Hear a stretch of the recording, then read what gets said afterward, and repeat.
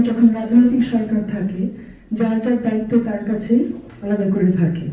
এখন যে সরকার আছে তারা অন্তর্বর্তীকালীন সরকার, একটা গণঅভ্যুত্থানের মাধ্যমে তারা গঠিত হয়েছে। তাদের দায়িত্ব যেখানে যখন যা করা দরকার তাদের একত্রে সেটা করা। কেন আমাদের এগুলো যারা আছি, কেন আমাদের অনেকে একই অভিজ্ঞতা হয়েছে, ফোনের পর ফোন লাগানো হয়েছে, অনেকে মেসেজ পায়নি, রেসপন্স পায়নি। যারা মেসেজ পেয়েছেন তাদেরকে বলা হয়েছে কিছু করা হচ্ছে, তারা অন্য কারোর সাথে যোগাযোগ করছে, কিন্তু একজন বেরোলো না, একজন আসলো না। ঘন্টার পর ঘন্টা সেই আগুন জ্বলল, কেউ ওটা বন্ধ করার চেষ্টা করলো না। অবশ্যই মূল দায়িত্ব হচ্ছে রাষ্ট্র, এখানে আমাদের অধিকার রক্ষা করা, জীবন জীবিকা রক্ষা করা, বাংলাদেশ যাতে শান্তিপূর্ণ অবস্থায় ফিরে আসে সেই দায়িত্বটা তাদের। যখন তারা দায়িত্ব ব্যর্থ হচ্ছে তখন যারা গণঅভ্যুত্থানের নেতৃত্ব দিয়েছে, সব মশার বিরুদ্ধে সুরক্ষা দিতে এলো বসুন্ধরা এক্সট্রিম অ্যারোসল, মশার বিরুদ্ধে এক্সট্রিম সুরক্ষা।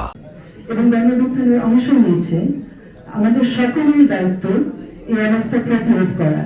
এই মুহূর্তে দুই দিন পার হয়ে গেছে, এখন পর্যন্ত যারা উল্লাস করেছিল এই ভবনগুলো পুড়িয়ে দেওয়ার সময়, সাংস্কৃতিক প্রতিষ্ঠান ছায়ানট উতিচির ঘটনা কিন্তু 24 ঘন্টা পরে ঘটেছে প্রায়। সেটা কি কেউ জানতো না যে সেটা হতে যাচ্ছে? সেখানে কেউ যায়নি।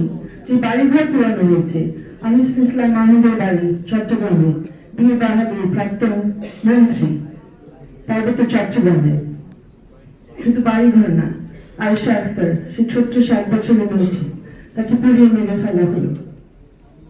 ময়মনসিংহে দীপুচন্দ্র দাস, তাকে পুড়িয়ে মেরে ফেলা হলো। আমরা কি বানাচ্ছি বাংলাদেশে? কেন বানাচ্ছি? যদি আমরা গণঅভ্যুত্থানের অর্জনগুলো রক্ষা করতে চাই, এখন আমাদের সবাই মিলে প্রতিরোধ করতে হবে এবং সরকারও যে মানবাধিকার কর্মীরা বসে আছেন তাদেরকে জিজ্ঞেস করতে হবে কার মানবাধিকার তারা এখন রক্ষা করতে